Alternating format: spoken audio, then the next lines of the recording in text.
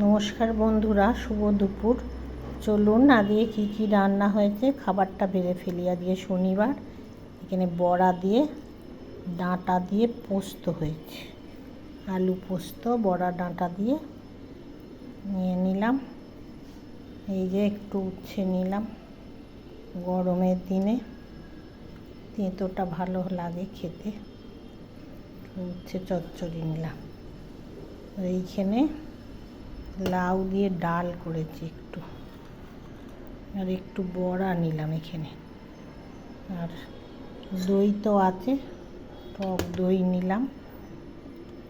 চলুন, ভাতটা প্রচণ্ড গরম। এই একটু লেবু নিলাম ডালের জন্যে। নারকোল ডালের সঙ্গে খেতে ভালোই লাগে। একটু কাঁচা নারকোল নিয়ে নিলাম। চলুন আজকে নিরামিষ দিনে এই দিয়ে দুপুরের খাবারটা সেরে ফেলা যাক।